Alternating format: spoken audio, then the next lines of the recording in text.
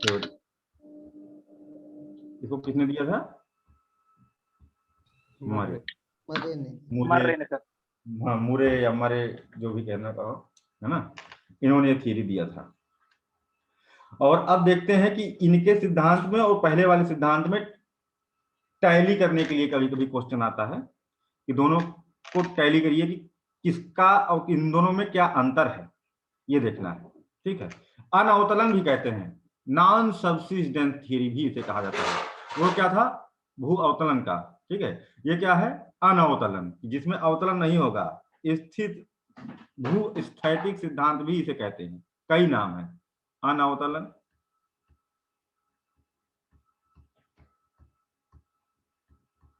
ठीक है, या भू स्थैतिक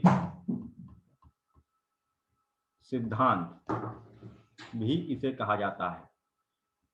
पहले वाले सिद्धांत से यह पूर्णतया भिन्न है। क्यों? क्योंकि पहले वाले सिद्धांत में था कि लैंड क्या हो रहा था? सब्सिडेंस, ठीक, वो नीचे अवतलित हो रहा था। पहले ऊपर था, है ना, फिर वो धीरे धीरे नीचे जाता चला गया। और इससे 3 तरह के भित्तियों का निर्माण हुआ। कौन कौन सी?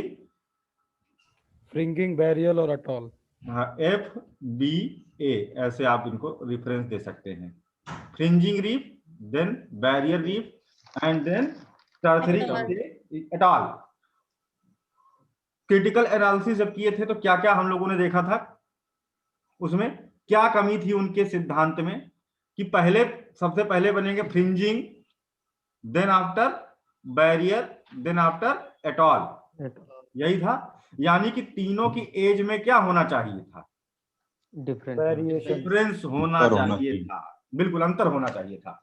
लेकिन यहां पर जो कई सारे रिसर्च किए गए, जहां पाया गया कि तीनों एक साथ ही उनका फॉर्मेशन हुआ है, बहुत ज्यादा एज में गैप नहीं है। ठीक है। और दूसरी बात, जो समस्या थी पहले वाले सिद्धांत में, ये था कि अगर फ्रिंजिंग से बैरियर बना है और बैरियर से एटॉल बना है, तो किसी एक जगह पर तीनों एक साथ उपस्थित नहीं देखे जाने चाहिए, नहीं हो सकते सर। हाँ, उस सिद्धांतानुसार क्या होगा कि तीनों, जो भाई ग्रैंड फादर, ठीक है, उनके बाद फादर, फिर उनके बाद बेटा, है ना, तो अगर एक के जाने के बाद दूसरा आता है, दूसरे के जाने के बाद तीसरा आता है, तो तीनों एक ही समय पर एक जगह पर उपस्थित नहीं दिखाई देने चाहिए। लेकिन यहां पर हुआ कि लगभग सेम एज, मतलब ग्रैंड फादर की, फादर की और बेटे की, तीनों की एज एक बराबर नहीं हो सकती है। अगर साल 2 साल का अंतर है तो भी नहीं हो सकती, 5 साल 10 साल का अंतर है तब भी नहीं हो सकता है, क्योंकि 10 साल के पिताजी रहे होंगे तो संतान उत्पन्न करने की क्षमता उनके अंदर नहीं रही होगी, जाहिर सी बात है ना। तो यानी कि उनके वाले सिद्धांत में यह था कि तीनों की एज में बहुत ज्यादा गैप होना चाहिए, लेकिन ऐसा पाया गया साक्ष्यों के आधार पर, जिनके बारे में हमने बताया था, कि वहां पर उनकी एज में जो कोरल रीफ्स हैं, फ्रिंजिंग, बैरियर एंड एटॉल, बहुत ज्यादा डिफरेंस देखने को नहीं मिला, और कुछ तो लगभग सेम एज के, एकदम सेम एज के। तो वहां पर यह सिद्धांत फेल हो जाता है इनका। 2 बड़ी क्रिटिकल एनालिसिस यहां पर हम लोगों ने देख लिया। उस दोनों समस्याओं को इनके सिद्धांत ने समाप्त कर दिया काफी हद तक। ठीक है। ये 2 समस्याएं अभी आपने देखा, उसको इन्होंने समाप्त कर दिया। अब बात करते हैं क्या क्या कैसे इन्होंने बताया। सर हाँ बताओ भाई। सर, ये अनअवतलन और भू स्थिति को क्या बोलेंगे सर? स्टैंड स्टिल, ठीक है। थियरी का नाम स्टैंड स्टिल थियरी ही है इंग्लिश में, ठीक है। अच्छा, ठीक। सर इसे आपने उर्द स्थियन भी लिखवाया था ना कल?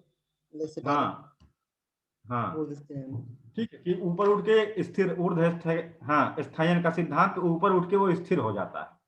ठीक है। तो अब देखते हैं कि इनके सिद्धांत में क्या काबिलियत है। पहली बात तो ये थियरी किसने दिया? मुरे ने दिया। ठीक है। और कब दिया? 1880 में, 1880 में दिया। और कहां पर रिसर्च में पता चला ये लोकेशन? जैसे उनके बारे में कौन से आइलैंड थे जिस पर रिसर्च में पता बिकनी चला? आइलैंड, हाँ, बिकनी द्वीप। बिकनी द्वीप है ना, वहां पर रिसर्च से पता चला था। इन्होंने चैलेंजर द्वीप में गोता लगा करके इसका अध्ययन करवाया। ठीक है, चैलेंजर।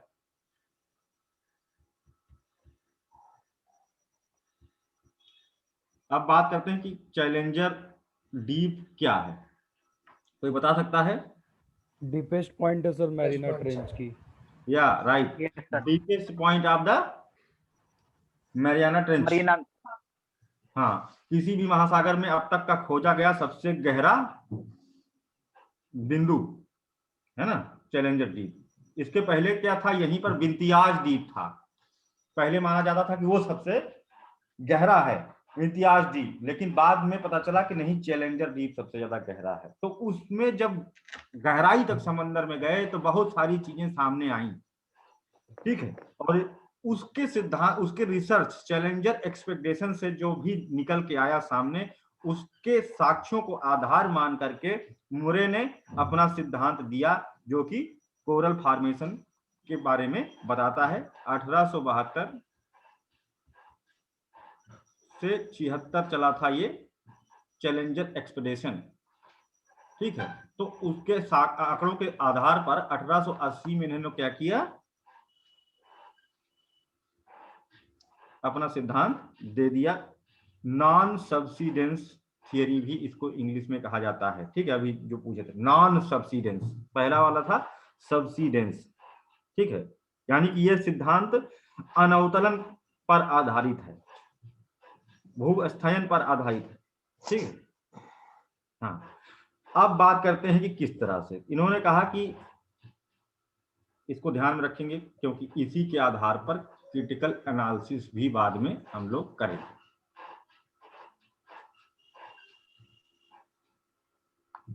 मान लीजिए इनका कहना था, कलर करते हैं इसको,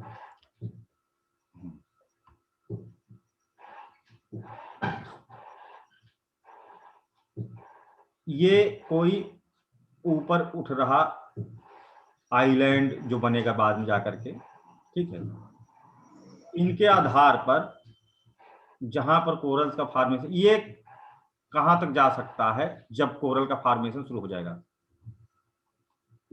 फुल स्टिच कर दें? ठीक है,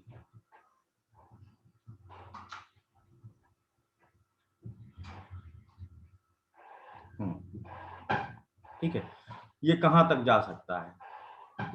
इनके आधार पर 180 फीट जो है, यही है प्रवाल संतुलन रेखा। ठीक है, 180 फीट।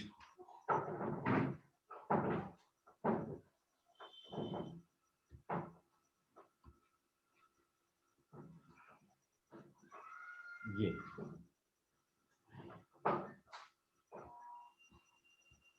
महासागरों की गहराई नापते हैं किसमें? फैथम में। और फैथम। हाँ, फैथम, एक फैथम में कितना होता है? 6 फीट होता है। तो यानी अगर हम फैथम में बता कहें तो इनके हिसाब से प्रवाल संतुलन रेखा यहाँ पर आकर के टिकती है 30 फैथम। 30 फैथम। ठीक है, ये भी डायरेक्ट भी पूछा गया है कि फैथम किसकी इकाई है। ठीक, ये आ गया 180 फीट। इनका मानना है कि 180 फीट के ऊपर नहीं होएगा, मतलब 180 फुट के नीचे नहीं होगा, जहां से कि प्रवाल का ग्रोथ शुरू हो। कोरल रीफ का जो डेवलपमेंट है वो इसी 180 फीट से संतुलित रहता है। 180 फीट के ऊपर क्यों नहीं? इनका कहना है कि देखो, यहां पर 180 फीट के ये होगी रेखा आपकी संतुलन रेखा। ठीक है, सूर्य की रोशनी अच्छी खासी चाहिए होती है कोरल्स को ग्रो करने के लिए। ठीक है, कि ताकि प्रवाल उस पर ग्रोथ कर सके।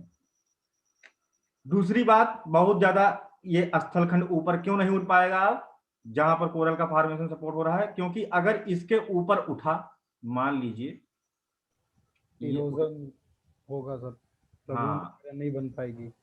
बहुत बढ़िया, अगर ये इसके ऊपर उठा तो क्या होगा? इरोजन होने लगेगा। मान लो ये यहां तक था, तो अभी क्या होने लगेगा इसमें? क्योंकि जैसे ही ऊपर उठेगा तो ये वो एरिया आ जाता है जहां पर ओशन करंट क्या हो रही होती है? सर्कुलेट कर रही होती है। टाइडल इफेक्ट देखने को मिलता है, ज्वारीय प्रभाव यहाँ पर देखने को मिलता है। तो यानी कि ये ऊपर का जो जल है बहुत अधिक गतिमान है, ठीक है। तो अभी ये क्या करेगा? इसको धीरे धीरे धीरे धीरे इरोड करता जाएगा। अभी वो कौन है इरोजन कर रहा है? कौन कर रहा है ये erosion? Ocean current, ocean current. Ocean current, tidal current. बहुत बढ़िया, टाइडल करंट, ओशन करंट, ठीक है, responsible for the land degradation. इसके नीचे इसको पहुंचा देगा, यहीं पर स्थिर हो जाएगा।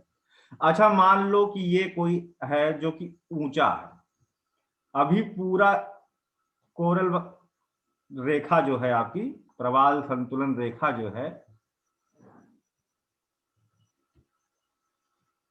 वहां तक नहीं पहुंचा है, तो क्या होगा? ये जो इरोड हुआ है ना, वो डिपोजिशन भी तो कहीं ना कहीं होगा। तो नीचे है तो उसके ऊपर क्या होगा? डिपोजिशन होगा, ठीक, निक्षेपण। अगर उस 180 फुट के नीचे है तो उस पर क्या होगा? निक्षेपण। निक्षेपण। लेकिन कोरल्स ग्रो भी तो नहीं कर पाएंगे सर। एक मिनट, हाँ ये क्रिटिकल एनालिसिस में करेंगे ये सब बातें, अभी इनकी सुन लो, ठीक है। तो यानी कि स्थलखंड इसी ऊंचाई तक स्थिर हो रह जाएगा, ठीक, और फिर इसी से लगा हुआ कोरल ग्रो करेगा। अब यानी ये है लाइन, अब यहां से प्रवाल ग्रो करेंगे क्योंकि इनको सपोर्ट भी मिल जा रहा है ना, because of increase marine sedimentation, इसको आप लिख सकते हैं, ठीक है। महासागरीय निक्षेपण, निक्षेपों के कारण यह अगर नीचे है 180 फुट के तो ऊपर उड़ जाएगा, ठीक है, ऊपर है तो वो इरोजन से नीचे चला जाएगा, इतने पे ये सेट रहेगा, ठीक है। अब बात करते हैं कि इसका फॉर्मेशन कैसे होना शुरू होगा, ठीक है, कैसे ये डिपोजिशन होगा, ठीक। पहली बात तो इन्होंने, अब दूसरा मॉडल बनाना पड़ेगा। ये एक बात यहाँ पर खत्म हो जाती है हम लोगों की। अब दूसरी बात शुरू करते हैं, इधर बना लेते हैं यहीं पर।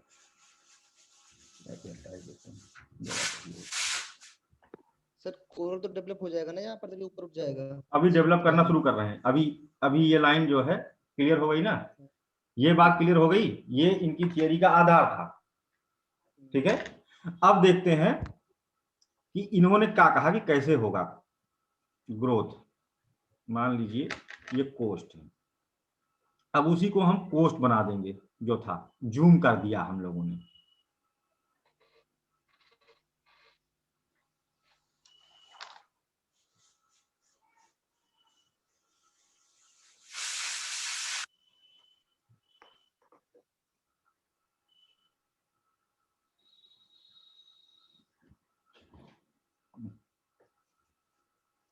कहाँ पर कटा है? यहाँ।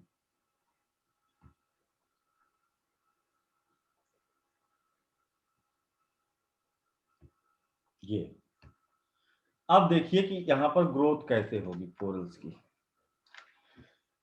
इनके अनुसार इधर को जो है ग्रोथ कम होगी, लेकिन शुरुआत डेवलपमेंट कहां से होगा? इसको पॉइंट बना लेते हैं, ये पॉइंट हो गया आपका ए, ये वाला पॉइंट आपका हो गया ए, ठीक है। अब बाकी ये क्या है? कोस्ट है आपका, तट। तो इनके अनुसार सबसे पहले जो प्रवालों का विकास प्रारंभ होगा, ठीक है, वो होगा यहां से ए पे, ए पॉइंट पर, यानी कोस्ट की तरफ, तटवर्ती क्षेत्र में प्रवाल का विकास सबसे पहले प्रारंभ होगा। ये लाइन यहां पर लिख लेंगे, ठीक है, तटवर्ती क्षेत्र में प्रवाल का विकास सर्वप्रथम प्रारंभ होगा। क्यों? शैलो लैंडमास भी तो चाहिए सर इनके ग्रोथ के लिए। राइट राइट, आधार मिल जाएगा उसका। आधार मिल गया है, शैलो लैंड मास इसको मिले, छिछला स्थल खंड जहां पर पोषक तत्व बड़े पैमाने पर उपस्थित हैं, प्रवालों के लिए जो न्यूट्रिएंट्स हैं यहाँ पर उसको आसानी से मिल जाएंगे, यहाँ से ग्रो करना शुरू करेगा। अब क्या है कि फास्टर रेट में जो ग्रोथ होगी अब वो इस साइड में होगी, सीवर्ड साइड में ग्रोथ रेट फास्ट होगा, इससे तेज होगा। ये कौन सी बात होगी? दोहरी बात है? इधर भी ग्रोथ हो रही है लेकिन इधर ग्रोथ ज्यादा तिगड़ी हो रही है, ये सी वर्ड, ठीक है। यानी सागर उन्मुख भाग पर विकास तटवर्ती क्षेत्र की तुलना में तीव्रतम गति से होगा, ठीक है।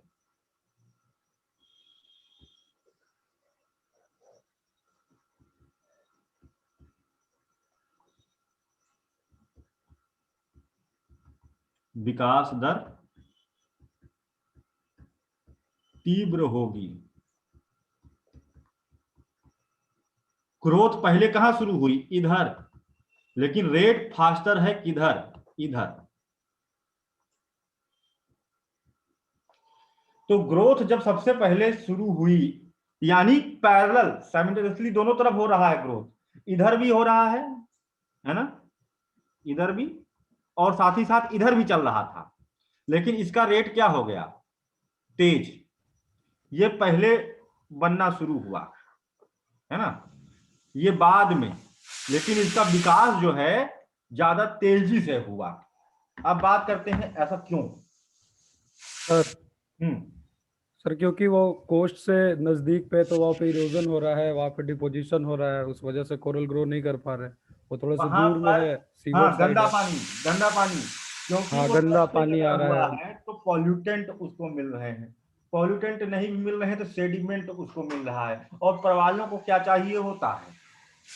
सेडिमेंट साफ फ्री, पानी, स्पेस वाटर। साफ पॉल्यूशन पानी फ्री, क्लीन क्लीन वाटर उसे चाहिए होता है। तो इस कारण से इनकी ग्रोथ क्या होगी? इधर वाले की, पॉइंट ए की, डिक्रीज हो जाएगी। मंद हो, इंक्रीज कैसे हो जाएगी यार? डिक्रीज डिक्रीज हाँ, डिक्रीज हो जाएगी, ठीक है। इधर ग्रोथ क्या होगी? डिक्रीज, कम, अल्प वृद्धि। पहले भले, लेकिन वृद्धि क्या है? हाँ, स्लो रेट से ग्रो कर रहा है। उसका कारण क्या हो गया? सेडिमेंटेशन वगैरह, पॉल्यूशन वगैरह, ठीक है। इस कारण से उसका वो हो भी रहा है ग्रोथ, लेकिन वो कम भी होता जा रहा है। यानी कोरल डेथ यहाँ पर क्या है?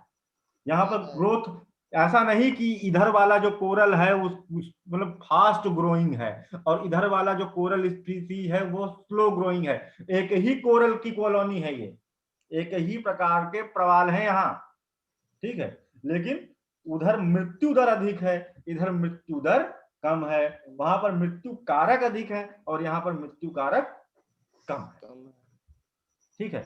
तो ये जो पहले बना, ये देखिए इधर, इधर मतलब इधर क्या बन गया? इधर बन गया फ्रिंजिंग रीफ, ठीक। और इसका क्या था? दोनों को फॉर्मेशन साथ ही शुरू हुआ। इसकी गहराई क्या थी? इसकी तुलना में इसकी गहराई क्या थी?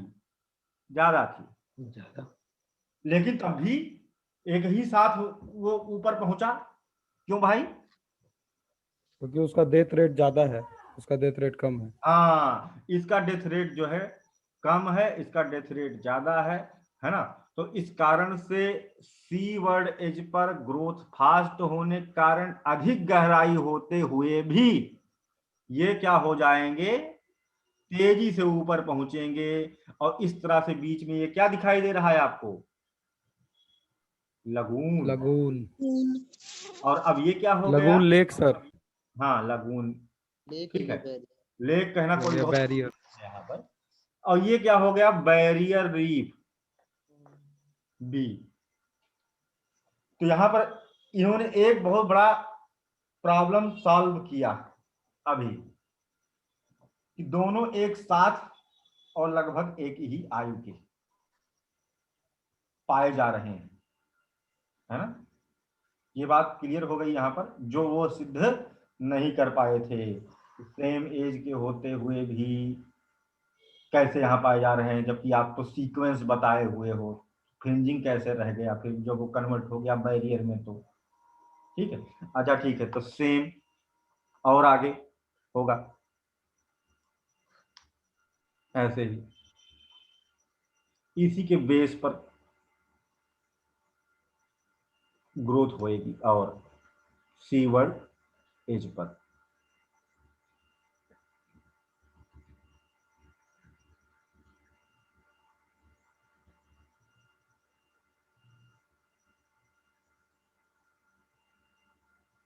ऐसे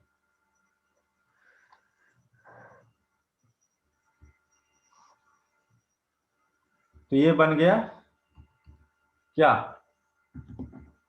एटॉल, टॉल। ये भी आ गया। और नीचे नहीं होगी ग्रोथ, ठीक है, क्यों, क्योंकि फिर इनका जो 180 फुट वाला बता चुके हैं, है ना, उसके कारण उसके नीचे क्या होगी, ग्रोथ नहीं होगी, ठीक है। और यहां पर देखने को मिल गया कोरल लगून, एक रिंग बनती हुई यहां पर देखने को मिल रही है, ठीक है, एक रिंग बनती हुई यहां पर देखने को मिल रही है। चौड़ा किधर ज्यादा तेजी से होगा, इस साइड में चौड़ाई ज्यादा तेजी से बढ़ेगी रिंग की, ऐसा पाया भी गया कि सी वर्ड एज पर थिकनेस कोरल्स की, कोरल रीफ की थिकनेस सी वर्ड एज पर, ठीक है, कोस्टल एज की तुलना में अधिक देखी गई है। तो यहां से इनके सिद्धांत को क्या मिलता है, समर्थन। तो ये भी तीसरा पॉइंट है लिखने लायक, ये जरूर लिखना चाहिए। यहाँ पर क्या है, प्रवाल भित्ति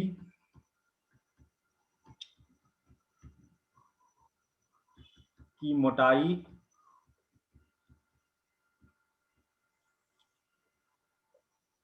तटीय भाग की तुलना में सागरी या सागरोन्मुख भाग पर अधिक होती है।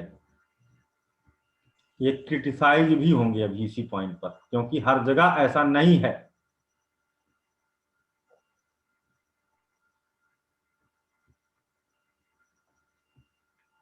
ठीक। अब यहां पर इन्होंने कहा कि ये पूरा बाद में भट जाता है,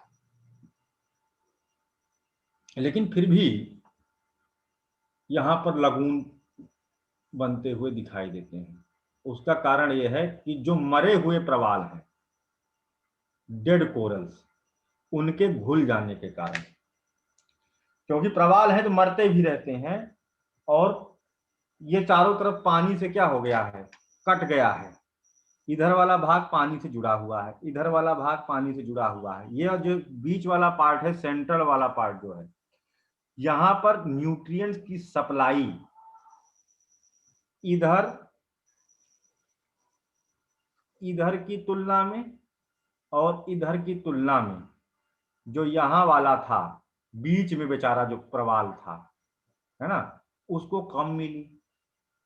और इस कारण से मृत्यु दर जो यहां पर होगी, इस जगह पर जो मृत्यु दर होगी वो सेंट्रल पार्ट में ज्यादा होगी।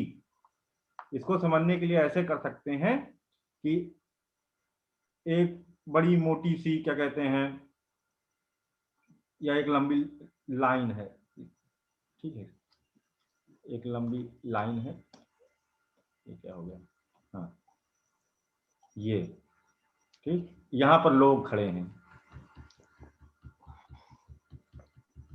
इधर भी खाना बट रहा है, इधर भी स्टॉल लगा हुआ है खाने का, और इधर भी खाने का स्टॉल लगा हुआ है। अब बीच में थोड़ी लगा देंगे स्टॉल, किनारे लगाएंगे, हाँ।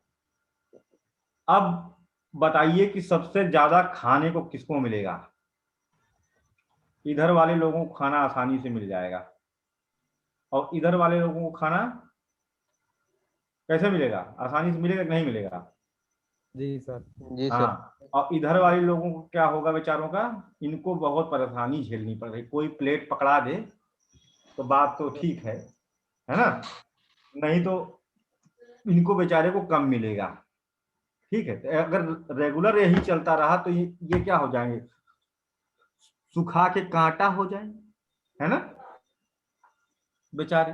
तो अब इनकी हो गई मृत्यु। तो सेम यहाँ पर है, इधर पानी से ही आहार मिलता है, तो जो पानी से जुड़े हुए क्षेत्र वो तो भैया मोटे होते जाएंगे, आगे बढ़ते जाएंगे। ठीक है, इधर का भी यही सीन है और इधर का भी यही सीन है, लेकिन बीच वाला बेचारा जो कोरल है उसको सपोर्ट नहीं मिल पा रहा है पर्याप्त। यहाँ पर कोरल बहुत हो गया है, लेकिन पोषक तत्व की क्या हो गई है? यहाँ क्या हो गई? पोषक तत्व की यहाँ केंद्रीय भाग में प्रवालों को पोषक तत्व की कमी देखने को मिलती है। ठीक है, इस कारण से ये मरेंगे जल्दी, और मरते जाएंगे, घुलते जाएंगे, मरते जाएंगे, घुलते जाएंगे, क्योंकि मरने के बाद में घोलन क्रिया एक्टिवेट तो हमेशा रहती है। जैसे शरीर, जैसे जब तक जिंदा है तब तक वो नहीं सड़ता है ना, लेकिन मृत्यु के बाद शरीर सड़ता है। सेम यहाँ पर आप कॉन्सेप्ट लगा सकते हैं। अब ये क्या है, मर गया तो अब विकास बंद हो गया, अब ये घुलते जाएंगे। जब घुलते जाएंगे तो यहाँ पर फिर क्या हो जाएगा?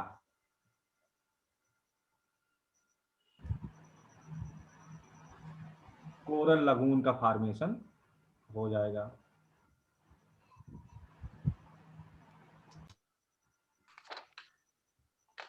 मतलब पानी में घुलता जाएगा ना, पानी में घुलता जाएगा। ठीक है, कोरल लगून का फॉर्मेशन यहाँ पर हो जाएगा। सर यहाँ फिर पानी कैसे आएगा सर बीच में? ये पानी ऑलरेडी है यहाँ पर, पानी यहाँ पर ऑलरेडी है। ठीक है, लेकिन यहाँ पर कम है। जैसे यहाँ पर देखिए, इसको हम बना देते हैं, ये ऐसे कर देते हैं, तो ज्यादा पानी इसको मिल रहा है। हाँ रितुल जी बताइए। पहली स्थिति में जो जब ये चारों तरफ से घेर रहा था तो उस समय लगून की स्थिति थी। हाँ, और जब इसने चारों तरफ से अपना एक रिंग पूरा कर दिया तो उस समय कोरल लगून बन गया। उसके बाद केंद्रीय लगून बन गया। केंद्रीय लगून के बाद में फिर कोरल लगून बना। यही तो क्रम है ना सर? नहीं, कोरल लगून इसको आप सेंट्रल लिख लीजिए। ठीक है, सेंट्रल, केंद्रीय। अभी जो बना है ना, मरने के बाद जो बना है। हाँ, अभी जो बना है ये केंद्रीय लगून है। अच्छा, पहले बना कोरल लगून। हाँ, इधर वाला है ना, ये ना, यहाँ पर बैरियर रीफ और फ्रिंजिंग के बीच में जो बना हुआ है। अच्छा, वो कोरल लगून हो गया, ये हो गया केंद्रीय। हाँ, सेंट्रल लगून है ये आपका जो बन गया। लेक सर कैसे बनेगी? लेक भी तो ऐसे ही बनेगी सर। लेक इधर बनेगी, ये भी तो झील ही है। हाँ भाई, वही तो, इसी को झील कह सकते हैं सर, कोरल झील, लेक मतलब। हाँ, अगर यही वाला जो पार्ट है कोस्ट से ये फैलते फैलते फैलते फैलते इसको पूरा ऐसे गोल घूम करके टच कर ले आके। और वो वाले तो यही नहीं बता पाए थे ना कि भाई लगून कैसे बन गया अगर दोनों एक साथ नहीं हो सकते हैं तो, क्योंकि लगून के निर्माण में फ्रिंजिंग और बैरियर दोनों की जरूरत पड़ती है। ठीक है, तो तट से लगे हुए लगून नहीं बन सकते हैं, लगून झील नहीं बन सकती है जब तक कि दोनों नहीं मिलेंगे। ये है तट, ये कोस्ट है, ठीक है। तो इनका ये सिद्धांत इसको भी बताने में सफल रहा कि दोनों मिल करके किस तरह से लघु, क्योंकि इधर भी ग्रोथ हो रही, इधर ज्यादा हो रही, बाद में दोनों बढ़ते बढ़ते मिल गए, बीच में जो पानी भरा हुआ है तट से उसको डाइवर्ट कर रहा है, ठीक है, अलग कर रहा है, पृथक कर रहा है। तो इस तरह से यहाँ पर लगून झील का निर्माण हो जाता है अगर पूरा ब्लॉक कर दे तो, ठीक है। नहीं ब्लॉक किया है तो लगून है। इसको इस तरह से सिंपली देख सकते हैं। यह है कोस्ट, ठीक है, और ये है क्या कहते हैं, बैरियर। ये बैरियर रीफ। तो अभी ये क्या कहलाता है, लगून, ठीक। यहाँ भी है, यहाँ पर फ्रिंजिंग है ना, ऐसे ही तो है। जी सर।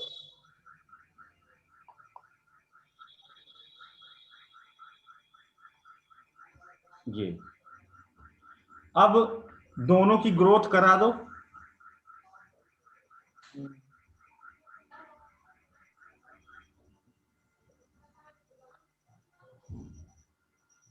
अब क्या है, लगून लेक है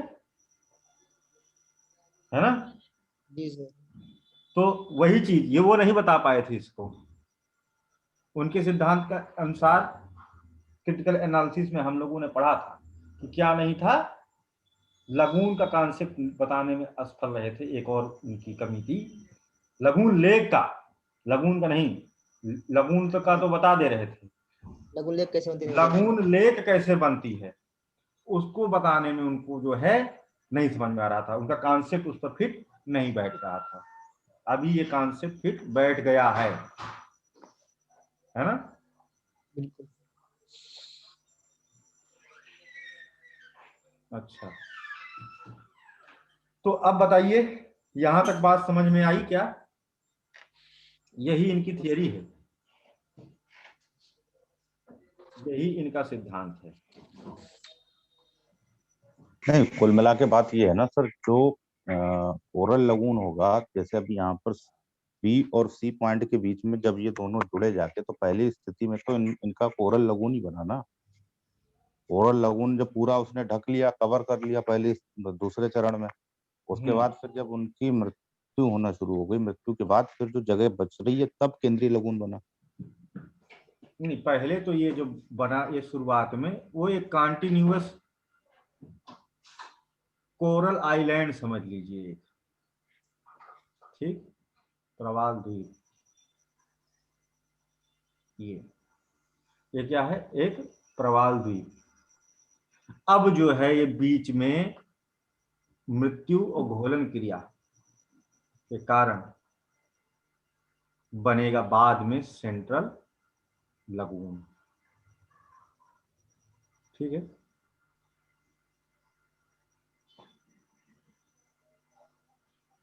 और फिर से जब ये पूरा घुल जाएगा तो कोरल्स को कैल्शियम कार्बोनेट पर्याप्त मात्रा में मिल जाएगा, यानी कि ये फिर से घटना शुरू करेगा, है ना।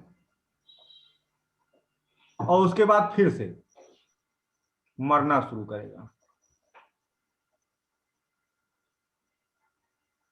और फिर से बनना शुरू करेगा, क्योंकि कैल्शियम कार्बोनेट वहां है ही है।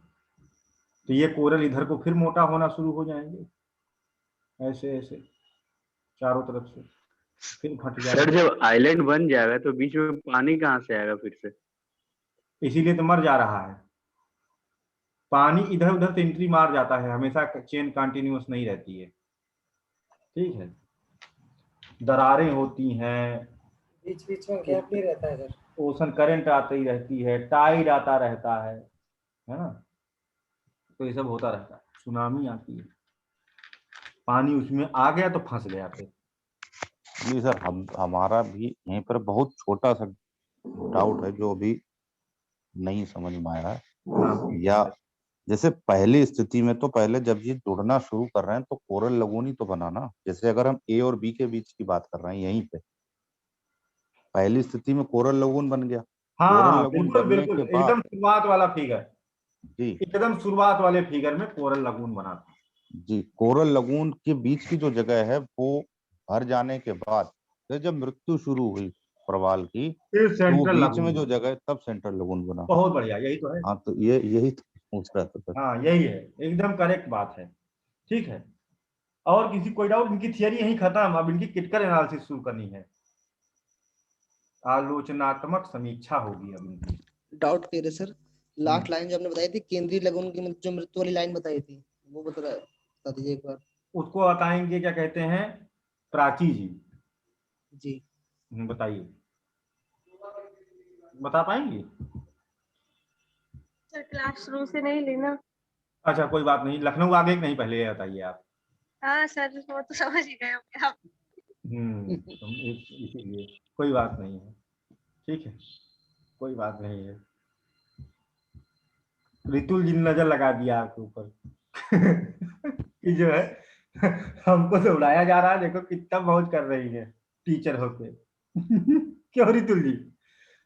हम लोग चर्चा कर रहे थे इस बात पर, दूसरे दिन पता चला कि लखनऊ आ गई नहीं, हमने आपसे कहा था, आपने कहा ना वो है, हमने नहीं है, नहीं आने वाली होंगी वो। अच्छा तो आएगी बेचारी। सही बात है, कोई बात नहीं। तो अभी फिर इसको बताएंगे सुबोध जी। Yes sir. बताइए, समझाइए, हम यहाँ बनाते रहेंगे। ये कोरल लगून के बारे में सर। हाँ, जो इनका डाउट है, फिर से पूछिए डाउट अपना।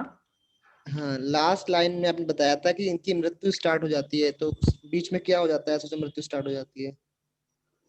बीच में मृत्यु स्टार्ट होने के बाद वहाँ पोषक तत्वों की कमी हो जाती है। कमी होने के कारण नहीं, वहाँ पे पोषक तत्व की कमी पहले शुरू होगी तब मृत्यु होगी ना।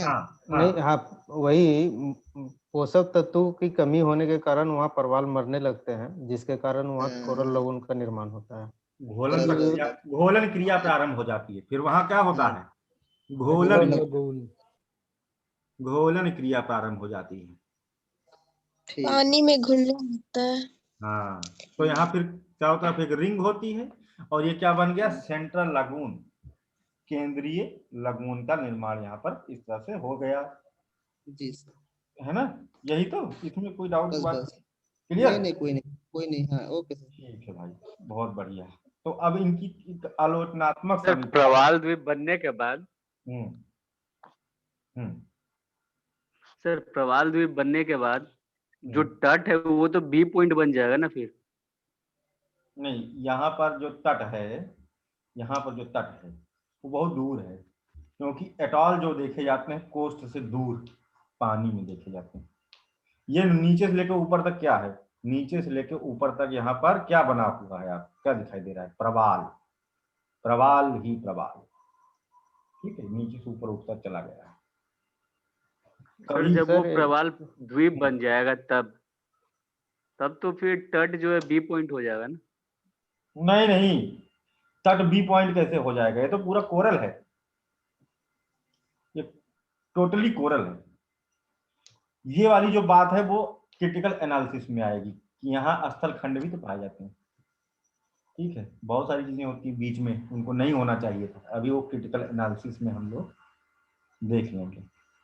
ठीक है सर तो, एक चीज पूछना था। हाँ पूछिए। सर ये कोरल लगून में एक साइड समुद्र की ओर खुला हुआ होता है ना मुंह सर उसका, जैसे कि चिल्का झील है, तो चिल्का झील को कोरल झील इसलिए कहते हैं कि उसका एक साइड जो समुद्र से मिला हुआ है। सर तो यहाँ पे तो चारों तरफ से पैक हो गया है सर, अगर परवाल पूरा पैक नहीं रहता कभी, पैक होने के बाद तो सेंट्रल हो जाता है वो। हाँ, पूरा पैक नहीं रहता है कभी, टाइड वाइड उसको घोल देते हैं, तोड़ देते हैं, क्रैक रहता है, गलियारा रहता है, पानी आता जाता रहता है। एकदम तटबंध कभी नहीं होता, चाहे कितना भी कोरल बन जाए, कभी नहीं होगा। पानी का इनफ्लो आउटफ्लो हमेशा बना रहता है। परफेक्ट तो कहीं है, होता कि नहीं ना। यही तो डिफरेंस है सर टेरेस्ट्रियल लेक से इसका, कोरल लेक का। बिल्कुल ठीक है, तो अभी हमको लगता है कि आप सबके सभी डाउट जो है समाप्त हो गए, है ना। अब हम लोग चलते हैं, इनकी आलोचना करते हैं, है ना। चलो भाई आलोचना करते हैं। आलोचना करने में बड़ा रस आता है ना। उसमें अभी जो है कौन महान आलोचक अपने आप को समझता है आप लोगों में, वही शुरू करे। बढ़िया दिल से आज आलोचना करने के लिए कहा जा रहा है, दिल से इनकी आलोचना करिए आप लोग। चलिए सर एक पॉइंट बोलूं? हाँ, पहला पॉइंट बोलिए। इन्होंने सर बताया कि कोरल रीफ की जो मतलब जहां से बनना स्टार्ट होगी वो गहराई 30 फीट होगी, मतलब सॉरी 30 फैदम होगी, मतलब 180 फीट। लेकिन सर ऐसा तो संभव नहीं है कि हर एक कोरल मतलब रीफ जो है वो 180 फीट की गहराई से ही हो सकता है कोई 150 की हो, 160 की हो, और हो सकता है कोई 200 तक भी हो सकती है सर। राइट, और होते भी है सर ये। हाँ बहुत अच्छा। पहला जो पॉइंट आपने कहा वो पहला पॉइंट ही ऐसे वैसे है। सबसे बढ़िया बात तो यही है जो इस थियरी का खंडन करती है। इसको लिखेंगे, numerous suitable submarine platform are found beneath और above the 180 feet, ठीक है, which have the numerous quantity of the coral reefs। महासागर में बहुतेरे ऐसे स्थल खंड पाए गए जो 180 फुट से ऊपर हैं और 180 फुट के नीचे हैं, और जिनमें प्रवाल भित्तियां उगी हुई दिखाई दी। प्रवाल भित्तियों का उद्भव वहां पर देखने को मिला, ठीक है।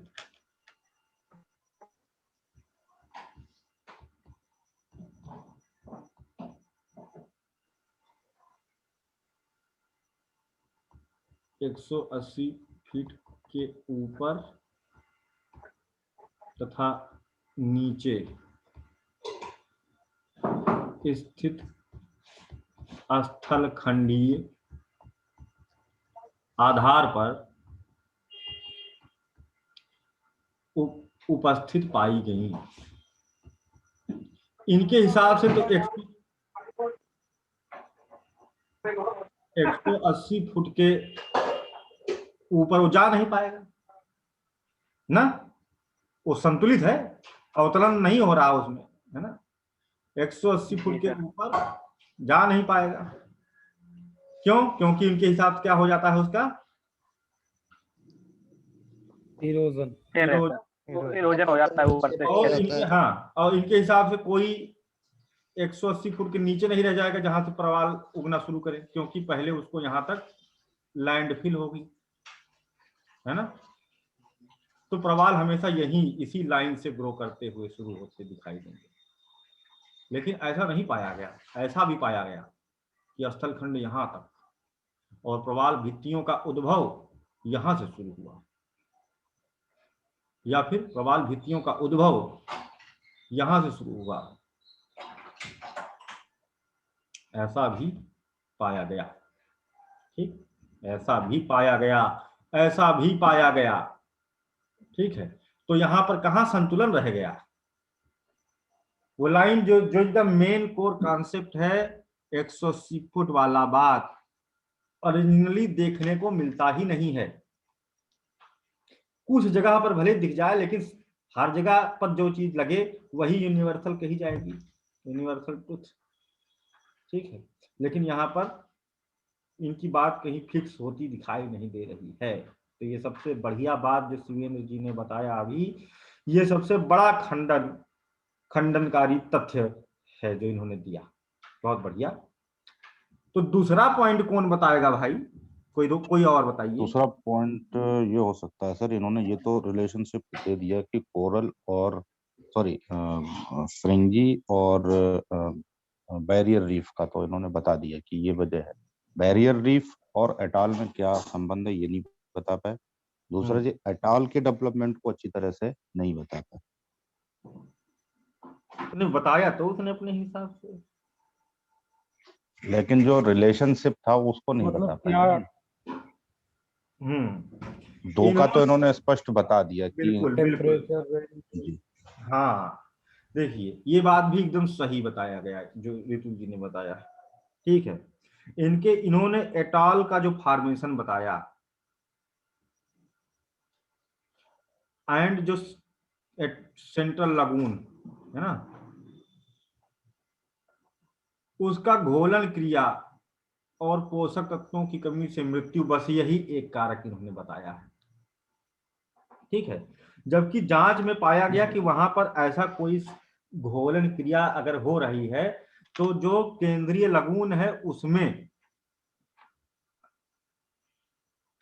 ये मान लीजिए ऐसे है, ठीक है, ये पानी है इधर, ये पूरा लगून बेल्ट है, ये पूरा क्या है लगून बेल्ट है।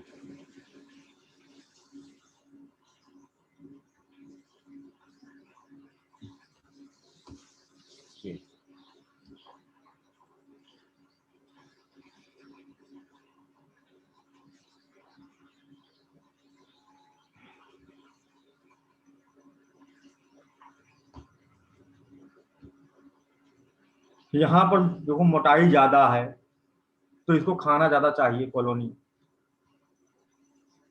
फिर क्या होता है कि ये जो लगून है ऊपर उठता उठता उठता उठता पूरा आ गया है ना।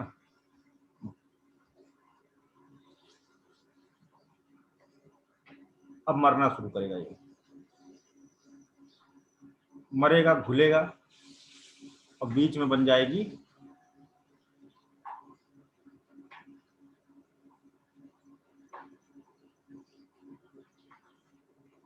ऐसे, क्या बन गई सेंट्रल लगून, केंद्रीय लगून। तो इन्होंने बताया कि हाँ ऐसे ही होता है क्योंकि पोषक तत्व की कमी हो गई और पिघल गया और उसके बाद इसमें सेंट्रल लगून देखने को मिलता है। बाद में यही क्योंकि यहाँ पर कैल्शियम कार्बोनेट की मात्रा अच्छी है तो फिर जो ये वाले कोरल हैं इसको फिर से बनाना शुरू करेंगे, भागना शुरू करेंगे, यानी बार बार सेंट्रल लगून भटेगा और बार बार सेंट्रल लगून बनेगा।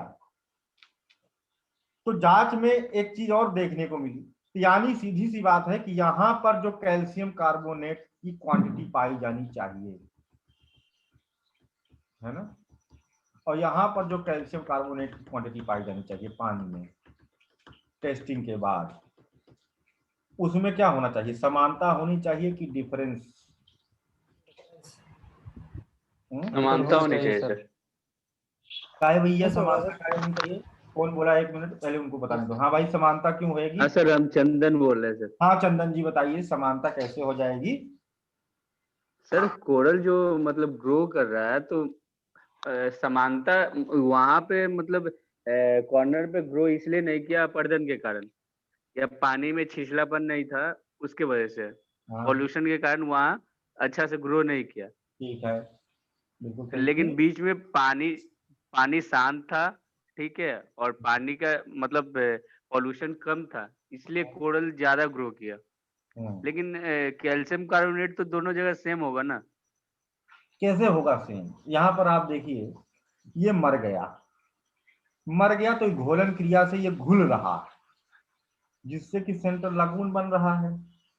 तो जब घोलन क्रिया से घुल गया और ये कोरल पॉलिप से ही बना हुआ था तो ये घुल करके यहाँ पर कैल्शियम कार्बोनेट की मात्रा को क्या कर देगा, पानी में बढ़ा देगा ना कि नहीं? यहाँ अधिक मात्रा में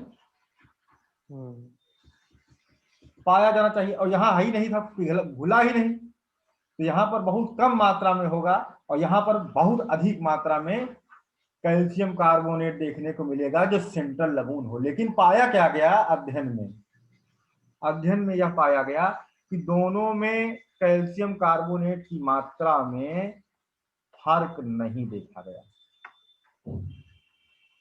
दोनों में पानी में यानी जो आपका लगून है और सेंट्रल लगून है, कहने का मतलब जो लगून है और सेंट्रल लगून है इन दोनों में कैल्शियम कार्बोनेट की मात्रा में जमीन आसमान का अंतर इस थियरी के तहत होना चाहिए था।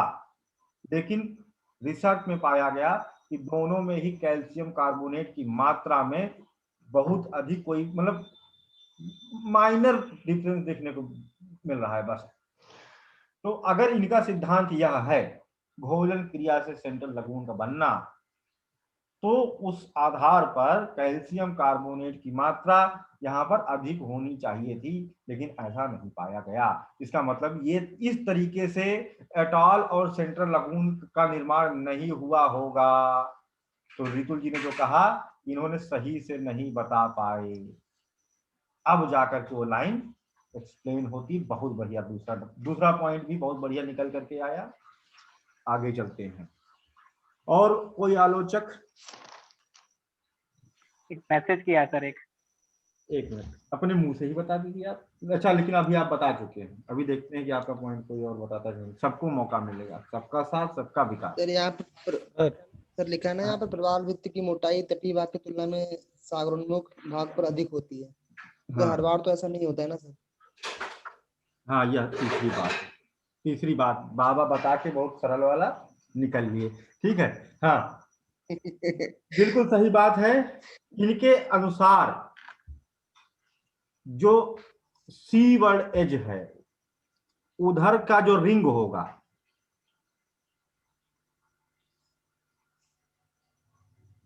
है ना,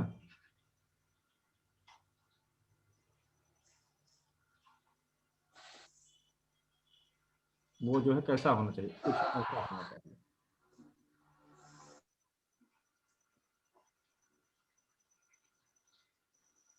ठीक है, यानी जो कोस्ट से लगा हुआ पार्ट है ना, वो बहुत पतला, और जो कोस्ट से दूर जैसे जैसे जा रहे हैं यह कोस्ट तट, ठीक है, ये सागर वाला भाग है, तो वैसे वैसे वो मोटा होता जाना चाहिए।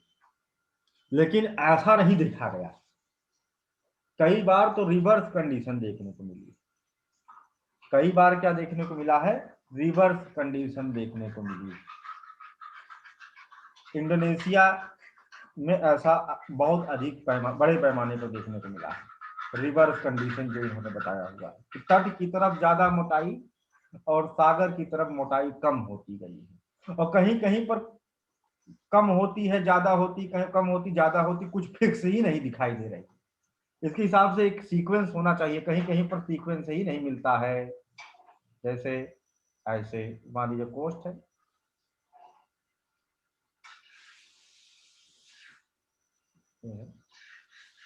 ठीक है, यहाँ पर कभी कभी ऐसे देखने को मिलता है, अनइवन,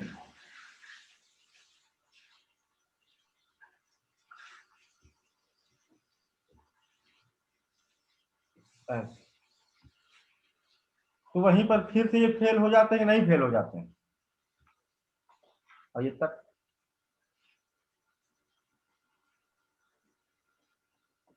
तो तीसरी वाली बात जो बाबा ने बताई, कौन सी? मोटाई वाली बात कि सी वर्ड एज पर थिकनेस अधिक होना कोई फिक्स बात नहीं है, और बहुत जगहों पर ऐसा देखा गया है। रिवर्स कंडीशन देखने को मिली है, बहुत जगहों पर अनइवन कंडीशन देखने को मिली है, कोई फिक्स पैटर्न पर देखने को नहीं मिली है। ठीक है, अगली कौन सी बात? सर इन्होंने कोरल्स के ग्रोथ के लिए केवल हाइट को ही कंसीडर किया है, जबकि और भी फैक्टर रिस्पॉन्सिबल होते हैं उनके ग्रोथ के लिए। बहुत बढ़िया, एकदम राइट बात है। इन्होंने बताया है, लिमिट दिया है हाइट की, वो कितनी है? 30 फैथम। ठीक है, लेकिन ऐसा कुछ है नहीं, ये लिमिट सत्य, ये लिमिट जो है सत्य क्या कहते हैं नहीं है। एक मिनट सर, तो फर्स्ट पॉइंट में आ चुका है ना? नहीं सर, ये हाइट तो और भी जगह पे पाई जा सकती है, लेकिन ट्रॉपिकल बेल्ट से ऊपर अगर हम जाएंगे तो वहां भी मान लीजिए 30 पैदम का हाइट मिल गया, तो वहां तो कोरल ग्रोथ नहीं करेंगे सर। ये बोल रहे हैं और भी फैक्टर रिस्पॉन्सिबल होते हैं कोरल के ग्रोथ के लिए। आइलैंड के सराउंडिंग, जैसे मान लीजिए कोई आइलैंड है तो उसके सराउंडिंग भी तो कोरल पाए जाते हैं, है ना। तो वो कोई जरूरी नहीं है उसके नीचे हो तो ऊपर आया हो। जैसे मान लीजिए कोई आइलैंड है ऐसे, ये बहुत बड़ा तथ्य है जो इनकी बात से निकल करके सामने आया। ठीक है, इसको भी हम दिखाते हैं कैसे।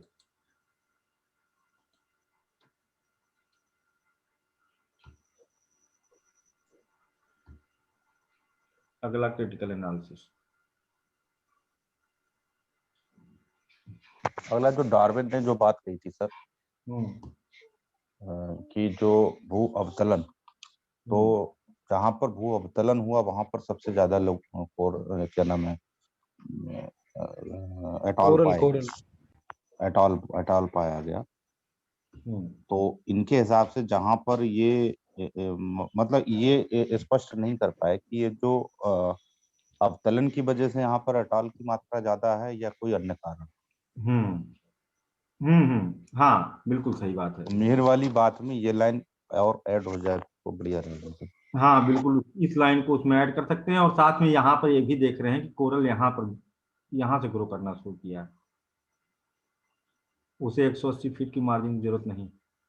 नीचे बेस में नहीं पाया गया कोरल, सीधे ऊपर ही पाया गया कोरल। यहाँ नीचे नहीं पाया गया कोरल, केवल ऊपर ही पाया गया कोरल। ये 180 फीट ये हुआ। तो लेकिन ऐसा पाया गया, एक्चुअली पाया गया सराउंडिंग द वोल्केनिक आइलैंड्स, आर्किपेलागोस, ज्वालामुखी द्वीपों के किनारे इस तरह की स्थिति देखने को मिली है। जो आधार है उसका 180 फुट नहीं है, क्योंकि उसको यहीं पर बेस मिल गया था। ठीक है, तो यानी कि जो इन्होंने बताया कि ऐसे ऐसे 180 फुट से ग्रो करते जाएंगे इधर और फिर इधर, है ना, ऐसे इधर ग्रोथ तेज होगी। ठीक है, तो ये संकल्पना क्या हो गई, फेल हो गई ना। ऐसा तो कुछ है ही नहीं है।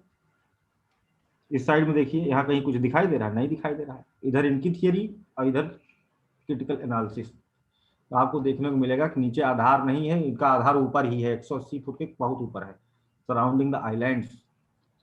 लिमिट ऑफ 30 फैदम वाली बात जो भी बोला मिहिर, एकदम सही, एक्सेप्टेबल नहीं है। यहाँ पर यह पहला ही पॉइंट हो गया था सर। ये तो नहीं सर, मेहर बोलना चाहता है, बाकी जो फैक्टर काम करते हैं जैसे और बोल रहा है टेम्परेचर हो गया। अच्छा, ये बोलना चाह रहे हैं। हाँ, कुछ और जी सर, सागर की लवण या वो सब कुछ हो गया। नहीं, ये पॉइंट भी सही है ना। नहीं है तो सही, बट वो पहले हो गया ना फिर। नहीं, पहले वाले में तो ये था ना, स्थलाकृति का बेस था ना। पहले में स्थलाकृतियां थी, यहाँ पर क्या है, स्थलाकृति सेम है। एक ही स्थलाकृति है जिस पर 180 से ऊपर बन रहे हैं। पहले वाला जो पॉइंट था उसमें ये था, कई इस 180 पे तो है ही ये पोजीशन जो बाईं तरफ सर ने बनाया है, इसके साथ साथ इसके बराबर में एक और है, तो उन पर भी उगी हुई पाएगी, यानी नीचे की तरफ और ऊपर की तरफ। यानी ये वाला प्लस पहले वाला, ये दोनों मर्ज किए जा सकते हैं।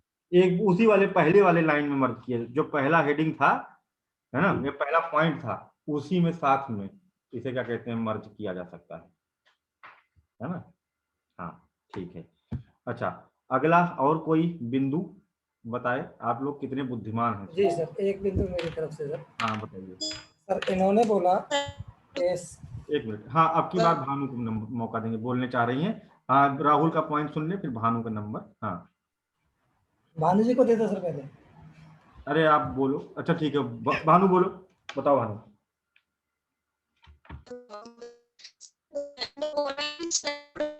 क्या बोल रही हो तुम? तुम्हारा जब बोलने का मौका आता है, पता नहीं कैसे तुम्हारा नेट खत्म हो जाता है। तो फ्रीक्वेंसी पे मत भेजिए। बताओ, फिर से कोशिश करो।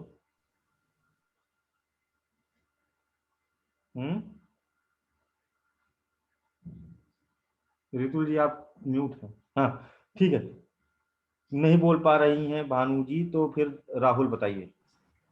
जी सर। सर, इन्होंने बोला था तटवर्ती क्षेत्रों में विकास मंद गति से होता है। सागर की तरफ तीव्र गति से होता है। लेकिन कई जगह पर सर ऐसे कोरल पाए जाते हैं जो कोस्ट लाइन के बिल्कुल पैरेलल रहते हैं, वो सागर की तरफ होते नहीं है बिल्कुल। बिल्कुल सही बात है, बिल्कुल सही बात है। बहुत सारे ऐसे पाए गए जहां पर जो केवल तट के समानांतर हैं और तट से दूर प्रवाल भित्तियां नहीं पाई जा रही, कोई और स्थलखंड नहीं पाए जा रहे, ये भी बहुत सही बात है। ठीक है, प्रवाल की समानांतर पेटी तट के पास पाई जा रही है, लेकिन फ्रिंजिंग रीफ नहीं है वहां। ठीक है, यहाँ पर तो सबसिडेंस थियरी सही होती दिखाई दे रही है। ठीक है, कि वहां पर फ्रिंजिंग नहीं है, बैरियर है, एटॉल भी नहीं। कहीं कहीं पर फ्रिंजिंग है, बैरियर नहीं है, कहीं पर एटॉल है, बैरियर नहीं है, और ना फ्रिंजिंग है ना। तो इस तरह की स्थितियां भी पाई गई, बिल्कुल करेक्ट बात है। ये भी आलोचना में हम लोग इस पॉइंट को नोट कर सकते हैं। ठीक है, अगला अगला बिंदु कौन बताएगा? 1 मिनट। अगला बिंदु जो है नरवानी जी हैं? नहीं है। शिव जी, आपको कुछ आइडिया लग रहा है?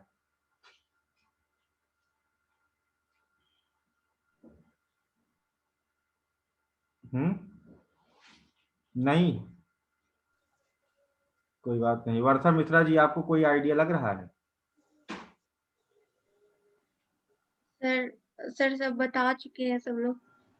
अब की बार जो है दूसरी जो आलोचना कराएंगे, है ना, दूसरे वाली थियरी में, तो उसमें सबसे पहले हम आपको मौका देंगे। ठीक है, हाँ। जिनको इस वाले मौका जो है नहीं मिला, मौका सबको पूछा गया, कोई दिक्कत नहीं है। जो नहीं बता पाए उनको अगले वाली थियरी में उनसे सबसे पहले पूछा जाएगा। भानुप्रभा, तुम्हारा ठीक हो गया नेटवर्क? अब बोल के दिखाओ जरा।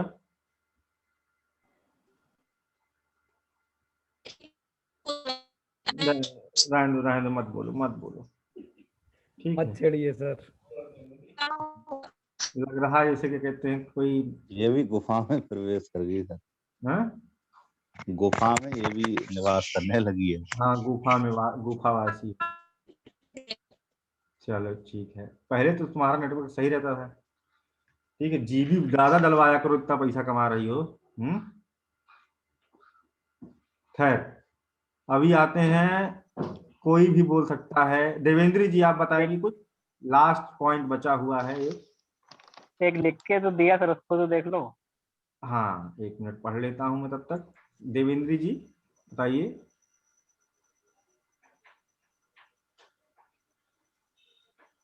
नहीं, देवेंद्र जी का डाउट था कि एक ही टाइम पर इरोजन एंड डिपोजिशन कैसे पॉसिबल होगा एक डेप्थ पर।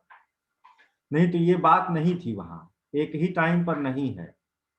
यहाँ पर ये है कि अगर वो नीचे है 180 फुट के तो डिपोजिशन होगा, और अगर वो 180 फुट के ऊपर है तो इरोजन होगा। तो इससे वो एक संतुलित अवस्था में पाया जाएगा। ठीक है, जहां से प्रवाल ग्रो करना शुरू करेंगे। ठीक, ये वाला पॉइंट तो हमने कहीं नोट करवाया कि नहीं, कि बहुत सारे स्थल खंड ऐसे देखे गए हैं जो, हाँ, ये तो पहले पॉइंट में हो गया था। ठीक है, हाँ रितुल जी बताइए। एक पॉइंट सर इसमें ये हो सकता है, जैसे उन्होंने बताया कि जो लगून वो केंद्रीय लगून बन रहा है उसी पे इन्होंने बताया कि मृत्यु की वजह से बनता है। हो सकता है वहां पर और अपर्दनकारी कारक भी कार्य कर रहे हो ऊपर उठने के बाद, तो उसकी वजह से भी केंद्रीय लगून बन सकती है। हाँ, इस पर तो शायद इस पॉइंट को नोट कराया ओशन गया करंट के द्वारा, या और हाँ, शायद ये पॉइंट नहीं नहीं, नोट कराया गया। उसमें केवल ये यही है सर। बिल्कुल। मैंने जो लिख के दिया है वो यही लिख के दिया है सर, कि इन्होंने भू अवतलन की उपेक्षा की है, जबकि भू अवतलन और भू उत्थान ये वास्तविकता में होते हैं सर। बिल्कुल सही पॉइंट है। केंद्रीय लगून, हाँ, है ना, केंद्रीय लगून का ये मतलब नहीं है कि केवल तो ये मरने से हो दो सकता है, हो गए उधर ना सर, अवतलन 2 हो गया पॉइंट हो। और बढ़ गए। हाँ, तो एक पॉइंट पहले शिवेंद्र जी का है, वो बहुत अच्छा लिख के भेजा है ना। इसको आप वो भी इसको एवरीवन कर दीजिए, ये सीधा सीधा लाइन है। ठीक है, completely ignored land subsidence, but the land subsidence and upliftment are the basic feature of the land form development in ocean. Hindi में शिवेन जी ने जो लिखा है उसको भेज दीजिए, ठीक है। इन्होंने अवतरण की उपेक्षा की है, ठीक है। जबकि क्या है, भू अवतरण भी होता है कि नहीं होता है? होता तो है, because of the plate tectonic activities. Plate विवर्तन के कारण अवतरण की भू अवतरण की घटनाएं होती हैं तथा लैंड अपलिफ्टमेंट की घटनाएं भी होती हैं जब हॉट स्पॉट वोल्केनिज्म होता है, अंतर महासागरीय ज्वालामुखी अपर्दन होते हैं, तो धीरे धीरे धीरे धीरे एबिसल हिल वगैरह का फॉर्मेशन होता है। इन्होंने सारा काम किया है गुयाट पर। इनकी थियरी किस पर आधारित है? गुयाट।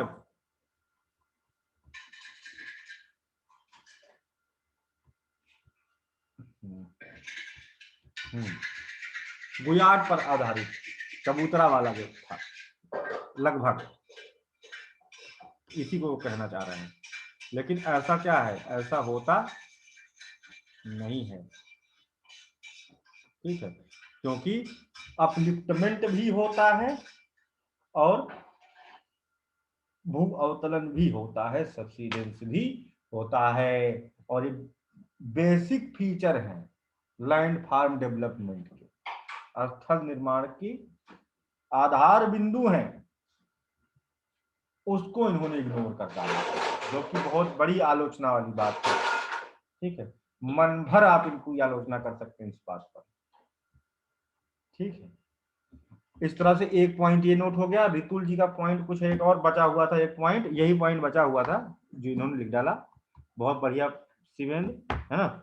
और एक पॉइंट शायद दूसरा था जो केंद्रीय लगून की इन्होंने बात की थी। केंद्रीय लगून के निर्माण को इन्होंने केवल मृत्यु ही बताया, जो कि पहले एक बार खंडित हो चुका है। लेकिन उसमें ये भी हो सकता है जो लगून बनी हुई है उसका कारण जो है महासागरीय अपर्दन रहा हो, महासागरीय धाराओं के द्वारा अपर्दन रहा हो, या कोई प्लेट टेक्टोनिक घटना घटित हुई हो, वहां पर कोई ज्वालामुखी विस्फोट हो गया हो, उसकी वजह से वो इतना हो गया, राइट जी। तो ये वजह भी हो सकती है। बिल्कुल सही बात है, बिल्कुल सही बात है। इसको आप उसी वाली लाइन में ऐड करके कर लीजिए, ठीक है। तो इसी के साथ इनका पूरा का पूरा सिद्धांत हम लोगों ने कंप्लीट कर लिया। अब आती बात डाउट की, अगर किसी को डाउट है तो बताइए, नहीं तो ये थियरी हम लोगों ने बहुत अच्छे से क्या कहते हैं पढ़ डाला। सर एक चीज पूछना था सर। हाँ बताइए सर, ये पहले फ्रिंजिंग का थी ये फॉर्मेशन होता है, फिर बैरियर का होता है, तो क्या ये दोनों मिलकर के ही मतलब एटॉल का निर्माण करते हैं सर? नहीं, फ्रिंजिंग तो अलग चीज हो गई। फ्रिंजिंग तो तट से लगी हुई है और बैरियर तट से अलग, ठीक है। सर बीच में भी तो ग्रोथ कर सकता है ना सर कोरल? ढाल के कारण ऐसा नहीं होता है, ठीक है, ऐसे है स्लो ग्रेडियंट, ठीक है। तो उसमें जो होता क्या है कि मान लो यहाँ से इसका फॉर्मेशन शुरू हुआ, पहले एक बेल्ट बनी इस गहराई तक ऐसे, ठीक, ऐसे बन गई। अब होता क्या है कि यहाँ पर जो है ग्रोथ का रेट ढाल के तरफ, सागर की तरफ तेज हो जाएगा, हाँ, और इधर वाला जो रेट है वो स्लो हो जाएगा, ठीक है। तो इस कारण से इनके दोनों के बीच में गैप आ जा रहा है, जिसमें पानी आ जाएगा, जिसमें पानी है ही पहले से, ठीक है, ये ठीक है। तो सर ये कह सकते हैं ना कि बैरियर ही एटॉल का निर्माण करती है? बैरियर ही एटॉल का निर्माण करती है ऐसा नहीं कहा जा सकता है, क्योंकि तो किसी महासागर में अंदर कोई द्वीप है, अंदर भी तो हो जाता है किसी महासागर में। मान लीजिए ये कैसे नहीं होगा, इसको हम समझा देते हैं, आपकी बात को हम ऐसे समझा देते हैं। ये ऐसा क्यों नहीं होगा, इसका कारण ये है कि मान लीजिए ये उसमें इनकी थियरी का इस्तेमाल कर दीजिए आप, मान लीजिए ऐसे है, ये समंदर है, ये कोस्ट वाली बात इधर इधर लगती है।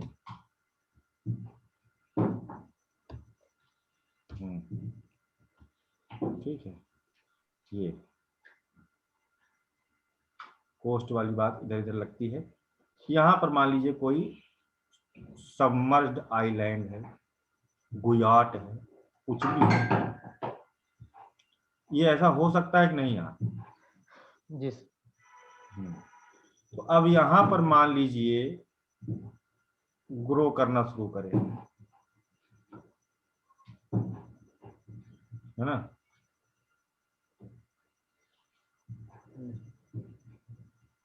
तो कहाँ बना बैरियर? यहाँ तो सीधे एटॉल बन गया, इसलिए कोई नेसेसरी नहीं है। ये नेसेसरी वाली जो थियरी है वो सब्सिडेंस वाली है, जिसमें उन्होंने कहा था कि पहले ये फिर वो, जिसका खंडन भी यही बात थी। सीधे एटॉल भी बन सकता है, सीधे बैरियर भी बन सकता है, और सीधे तो फ्रिंजिंग बनता ही है। ठीक है, ये बात सब्सिडेंस वाली थियरी का भी खंडन थी, है ना? और ये आपके डाउट का भी खंडन है ना? जी सर। हाँ, और किसी कोई सको सवाल? नहीं तो कल फिर मिलेंगे। सायोनारा। आप लोग देखिए भोजन। Thank you sir. Okay, bye. Thank you sir. Night sir. Good night sir. Good night sir. Thank you sir.